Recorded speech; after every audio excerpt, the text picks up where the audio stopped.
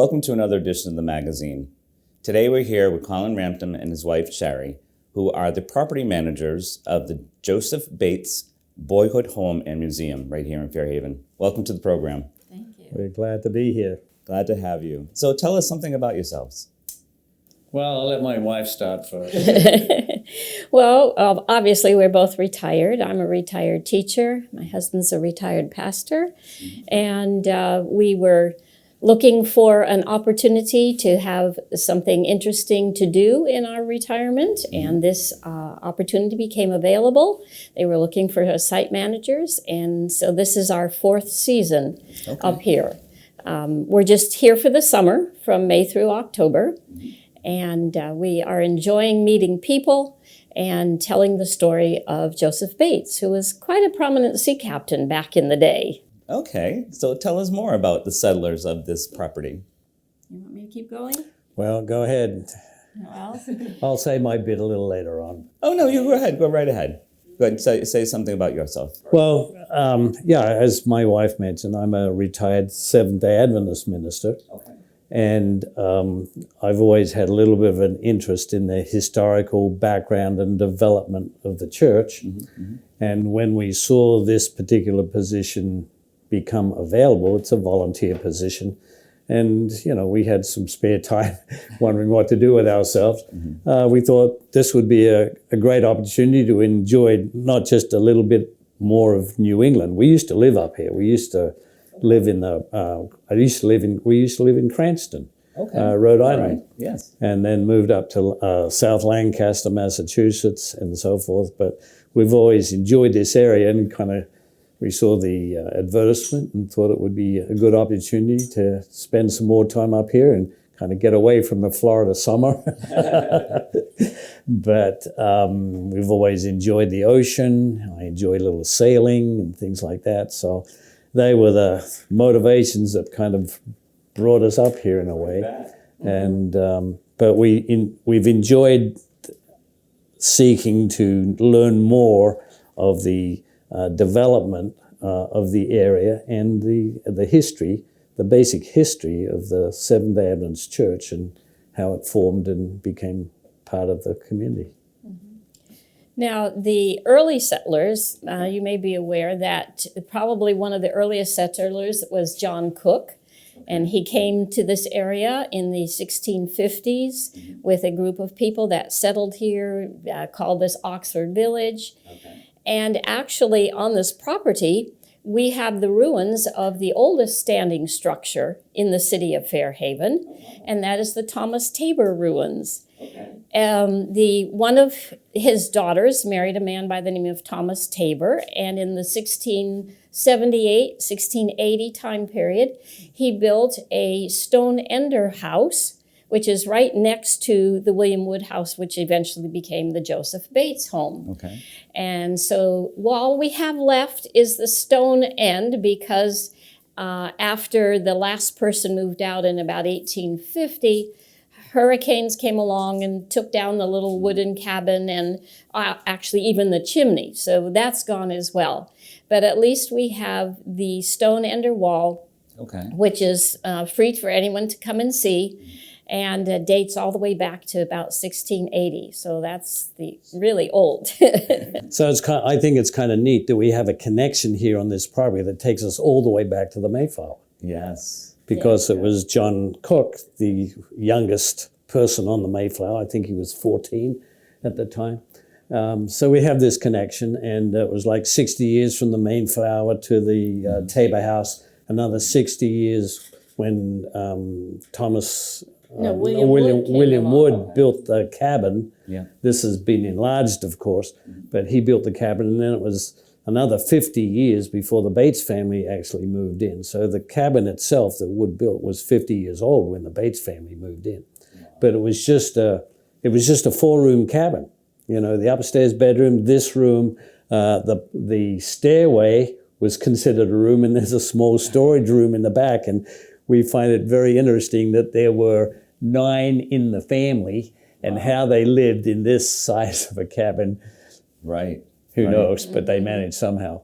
Well, by the time the Bates family had moved in, the parlor had been built, Okay. This was sometime between 1790 and 1799, and the lean-to at the back had also been built. So the original cabin was built in 1742. Okay. So when people come here to see this, the original part of the cabin has been restored. So the area that we're sitting in right now, this kind of all-purpose living room, and the bedroom upstairs are all taken back, have all been renovated back to 1742. So yes, it's so nice. It is so nice in here. yeah, you really stepping back in time when you come into this part of the house. Yeah. And then the Bates family lived here from 1793 until about 1831, when they transferred the title of the deed, Joseph did, to his younger brother Franklin, who then sold it to his sister-in-law, Anne Hathaway.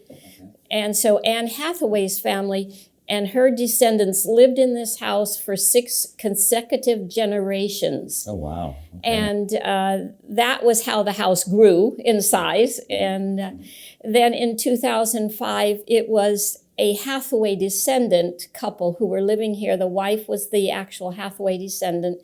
And then when she passed away and the husband was not able to take care of this home, and his children and grandchildren didn't want to put into the funding that was needed to fix it up.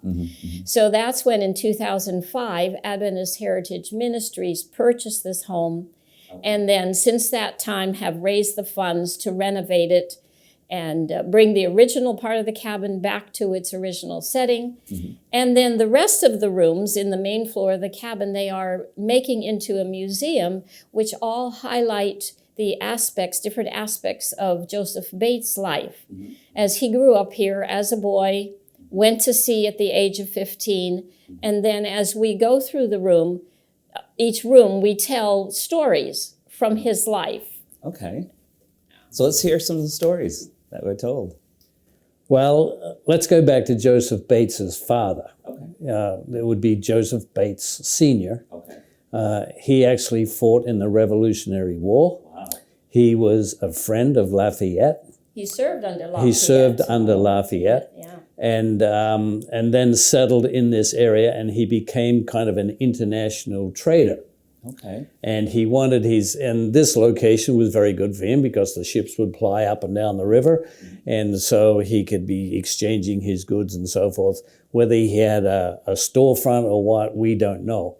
But he may have interviewed his clients in the parlor for all we know. But he wanted his son to follow him. And apparently Joseph showed aptitude toward leadership and things of that nature, which would have been good in the business, and he wanted him to follow in his footsteps. But Joseph Bates would sit up in his bedroom window upstairs, and there wasn't anywhere near the development that there is, of course, today, and he could see the ships coming in and out of the harbor, and he'd play down with his friends on the wharves, and he just dreamed of sailing the world. He wanted to sail the world. So at the age of 11, his parents thought, well, maybe we can get this idea out of his head if we'll send him with his uncle. He had a small commercial boat that would sail to Boston from time to time. So they sent him with his uncle to Boston. And Bates came back. He came back more enthusiastic than ever. So at the age of, actually it was 1 month before he turned 15, they sent him on a ship. It was a brand new ship. It was called the Fanny, and they sent him on that ship as a cabin boy. Oh, wow. Yeah. And one of the rooms here in the museum has been redone as if you were in the lower decks of a ship. Wow. So you will feel like you are sitting inside a ship. You can see out the windows. There's some visuals that show as you're sailing along. And so as we tell some of the other stories, we're able to intersperse some of the video with it so you can see what it would be like to be under decks, watching out the windows and seeing how you were sailing along. Yeah. On his very first trip, he was coming back from England, and there was a shark following the ship, and the crew were throwing the scraps of food and stuff out to the shark. And on this particular day, it had come right up beside the ship. Oh, wow. And the captain had sent him up the mast, up about 60 feet, to check the horizon just to make sure there weren't any other ships. I don't know when evening was coming on or what, but anyway, he misstepped as he came down, and he began to fall toward the deck, and fortunately he hit a rope, and it flung him into the ocean. Now the ship was moving, and the crew one of the crewmen who saw it happen ran to the back of the boat and threw him out a lifeline, and he just managed to catch it. Otherwise, he would have been left in the sea. But anyway, he caught that. They pulled him ashore, and they said, well, where's the shark? Because the shark was on the same, they thought the shark was on the same side as he'd been thrown into the sea. Anyway, it wasn't there, and they scouted around the boat, and guess what? The shark had moved to the other side of the ship and was just swimming along as if nothing had happened. We say providential. Well, yeah, we think so, because the good Lord had something much more important for him to do later in life. Very much so. Anyway, that was just his first experience at sea. His second trip, they ran into icebergs. The captain, the crew tried to tell the captain to slow the ship down, pull the sails down, and because they were sailing into iceberg territory off Newfoundland, and the captain refused. We got the wind behind us, we're making good time. Sure enough, in the middle of the night, they hit an iceberg and seriously damaged the ship. Bowsprit broken off, mast broken, and leaking badly, and many of the sailors thought they were doomed, but they were able to salvage the ship and sail it to Ireland, where they had it repaired, and then they joined a flotilla of 2,000 ships. 200 to Sorry, 300. yeah, it was 200 to 300 ships, probably escorted by the British Navy on their way to Russia, because the Napoleonic War was going on. Okay. And anyway, a storm came up, the ships got separated. Bates's ship, the one he was on, got ahead of the rest of the flotilla, and they were captured by Danish pirates. Wow. Now, Napoleon was still in charge of Denmark. He had conquered Denmark at that time. Yeah, So anyway, they had to go before a judge and declare where they came from and so forth. And the penalty for lying to the judge was that they would have their first 3 fingers cut off. So Bates decided, he was brought up in a religious home, and I think he was taught to be honest and so forth in character, and he was. There were numerous stories of him being honest, even in his sailing career.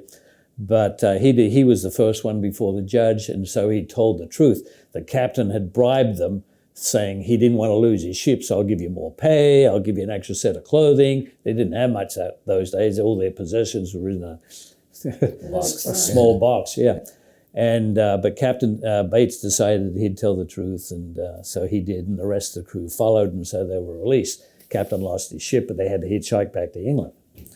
Now, Bates wrote his own autobiography. Okay. Now, I don't think I should tell all the stories. We don't have time, but people can actually get the autobiography. But they hitchhiked back to England, but then he was forced into a press gang forced him into the British Navy. Oh. There were thousands of American sailors on the docks and the wharves over in London and so forth. And the king commissioned groups of soldiers to go around and, just hijack these guys and force them into the Navy, because they didn't have enough sailors in the British Navy. So he ended up in the British Navy for a couple of years. Wow. And then the war between America and England broke out, 1812, and he refused to fight his own countrymen, as did many other American sailors, and he was put on a prison ship for about a year. In the Mediterranean. Yeah, in the Mediterranean. And then he was actually transferred to Dartmoor Prison in Liverpool, England, probably the most infamous prison that we know of, built for about 7,000 prisoners, mainly to house prisoners from the Napoleonic War. And he was there under horrible conditions. They didn't feed them correctly or how they should have. It was really bad, the way he describes it. But finally he was released about 1815 when the war was over. Okay. Yeah. So anyway, he made about 200 American sailors got on board a ship, and they made their way back to the United States. And you can tell that.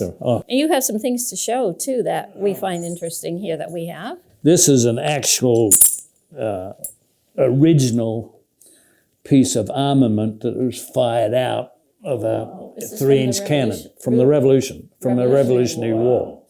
And it weighs, 8 pounds maybe. Yeah. You know, this would be just propelled out of a cannon and would just tear the rigging and the sails apart. And and then I have this. This is a 3-inch cannonball. It was actually found in the foundation. In the foundation? In the foundation of this house. Earlier this year, they were putting in a cement floor in the basement, and the foundation collapsed. There was no cement in the foundation. It was just rock and dirt, and it collapsed. Anyway, putting it on the corner here, and putting it all back, they found this cannonball. So we try to imagine how it got there. Yeah. But, because his father fought in the Revolutionary War, maybe he brought it home as a memento or something. How it got into the foundation, we don't know. Yeah. But it's a good talking point. Those are good finds, We'd like to get it dated if we could, but it would be interesting. Yeah, that's interesting. Well, I think that from early on, Joseph Jr. showed initiative and leadership, because even when they were coming home in 1815, he was a group of, there were about 200 American sailors on the ship.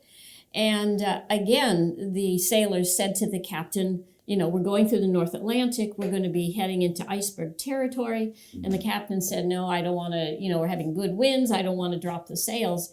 Well, this time, Joseph, who was now a pretty seasoned sailor from his experiences in the British Navy, he, with about 30 others, just simply mutinied. They told the captain, you just simply have to do this. And so the captain did drop his sails. And sure enough, the next morning, they found themselves in iceberg floating all around them. And so they safely navigated through the icebergs, and then they got over to the East Coast. And they said to the captain, well, where are you supposed to be headed? And he said, well, I'm headed to Virginia. And they said, well, we're all from New England, so we're not going to go to Virginia. So they just commandeered the ship and took it in at New London, Connecticut. Wow. And all 200 of the sailors got off the ship and sent the captain on his way. He's glad to get his ship back, I think. Yeah, so. But at least he had a whole ship. There was nothing done. Right. And these sailors, because the sailors came from New England, that's where they all came home from, So they came home, and at that point, Joseph had been away from home for 6 years. Okay.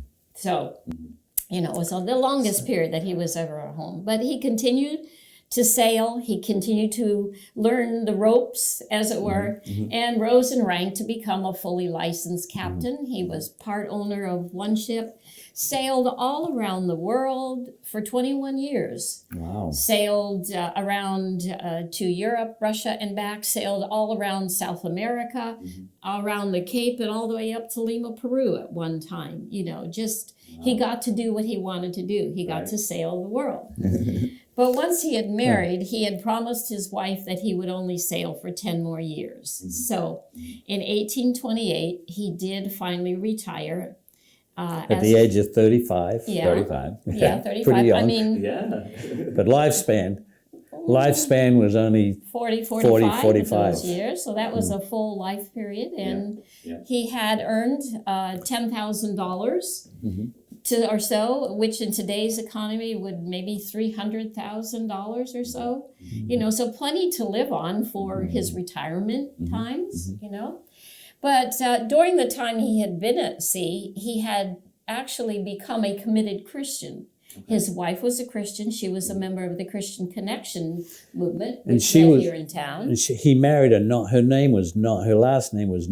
He married Prudence Nye, and the family comes from down the Cape. Sandwich area. Down in the Sandwich area, And it's quite a popular name around this area, we've noticed, But she was faithful to him all her life, and they were childhood sweethearts, and she told him that she was going to wait for him till he came home and so forth, and she did. But they agreed that he would only sail for 10 more years after they got married, and which he did, but he had a significant retirement that he thought he could live comfortably for the rest of his life, not knowing the lifespan, but he actually lived to 80. Yeah. 80? Double Yeah. that. He Yeah. doubled that, yeah. And I think there's a number of reasons for that. It's because once he became a Christian, he began to think, well, the standard sailor's lifestyle really isn't compatible with being Christ-like and living for Christ. So he decided he would make some changes in his lifestyle. So he gave up drinking alcohol. He gave up cleaned up his speech. No more swearing and cussing. And then he later on gave up his smoking and chewing tobacco as well. Okay. And interestingly, on his last voyage that he took out, he took his crew, got out, there were about 8 of them on crew, got out about a couple of miles, pulled the crew together and said, well, guys, this is a dry ship. There's no alcohol on this ship. You're going to call each other by your Christian names. You're not going to swear at each other. None of this tobacco spitting all over the ship. And on Sundays, no shore leave to go get drunk. Will be having services here on the ship. Okay. Well, only one guy really didn't like that idea, and so they got into a port, and he jumped ship and signed on with somebody else. But the others stuck with him. They had a good voyage. They got back here, and the sailors began to talk about themselves. They began to think, well, no drunken brawls. Nobody got into fights. Everybody got along. We made a good profit, and they actually began to look for other sea captains who would do the same. And within 3 years, there were 75 known dry ships sailing out of New Bedford Harbor for anyone who wanted to sail on that type of an environment. Wow. And doing very well. So all because of Joseph's initiative and his leadership. But that didn't end he became, for the next 10 years or so, he became very involved with social issues in town. One of them was temperance, and he actually had a group of 300 children that they called the Cold Water Army that signed a petition that they would no longer drink alcohol, because back then they'd put alcohol or strong drink with their water just to kind of help purify it, because who knows where the water came from. But whether he taught them to boil it or what, I don't know. But anyway, it was an army of 300 kids, and he started the first temperance society in this town. Okay. But he was also a guy who really believed in equal rights, men, women, and children, and back in those days, women certainly didn't have the same rights as men had, suffrage and so forth hadn't even hardly been thought of. But he believed in equality, and he got involved with the abolitionist movement. Okay. Very strong advocate of abolition, to the point where he actually went down to Maryland and was preaching to the slaves down in Maryland. Okay. And kind of upset the slave owners, because they said, what are you coming down here for? You're coming down to free the slaves? And his response was, not only have I come to free you, but not only have I come to free the slaves, I've come to free you as well. Because because after about 9 or 10 years, he became involved with it was a great religious awakening in the 1840s. 1830s. Yeah, 1840s, right there. It was going on in a number of different continents. It was actually a worldwide movement of religious awakening, and here in the United States, William Miller became one of the leading proponents of the fact that he believed Jesus was going to come in 1844. And Joseph Bates became involved with that. He became a kind of an associate preacher, preaching the William Miller message, and because he realized that would solve all the issues that we have in society, if Jesus came and made everything right again, But unfortunately, as we know, 1844 came and went, and Jesus did not come. And so they became very disappointed, because there were hundreds and thousands of believers all around this community and throughout the Northeast and the Midwest. And then he came across some people who had been studying the Bible, and they came to the concept that the Saturday, Seventh-day Sabbath was ordained by God from creation. And William Miller hadn't come to that point, but Joseph Bates came to that understanding. And then he began to promote that and to preach that as ways to encourage the disappointed, discouraged Advent believers that there was still hope and there was still something to live for. And that, yes, Jesus is going to come sometime. We don't know when. Right. But in the meantime, the way we live, if the healthy lifestyle, the way we live in having a day that has been commissioned by God for rest and fellowship and enjoyment of his nature, of fellow Christians, a delightful day, one day out of the week. And so that became his point of his focus and his purpose for the rest of his life. And that's how he came with many others. He was about 30 years older than many of the other founders of the Seventh-day Adventist Church. But in the 1860s, that's when that all came together in Battle Creek. And by that time, Joseph had moved out of this house. It had been transferred to the Hathaways. They were living here, and he moved actually to Battle Creek, Michigan, he and Prudence. And that's where they finished their final years in Battle Creek, Michigan area. So not only was he kind of an itinerant preacher, he'd been an itinerant sailor, now he became an itinerant preacher on land, and he was the one who basically brought the structure of the church together, so that ultimately around 1863 it became an organization, a religious organization, and it was named the Seventh-day Adventist Church. And flourishing today as an international, worldwide church. Of about 23 million members. Yes. Wow. Yeah. So. And with the vision of Joseph Bates. Yes, absolutely. Very much Yeah. so. Yeah. So how can someone visit this house? Give us a call. Yeah. As easy as that. You can look us up on the internet. Under Adventist Heritage Ministries or just adventistheritage.org. Okay. And there's a telephone number there, and they can call, they can make an appointment.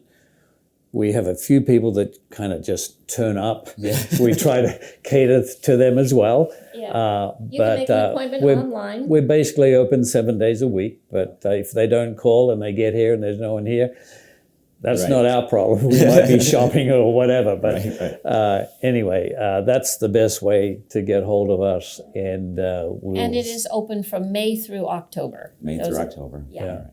Well, I can't thank you both enough for not only what you've contributed to our community with your own backgrounds, but also what you're continuing to enlighten our community about Joseph Bates. And I just thank you very much, and keep up the good work. Thank you. And thank you. And thank you for being a part of Fairhaven history. Thank you. Yeah, we're enjoying it very much.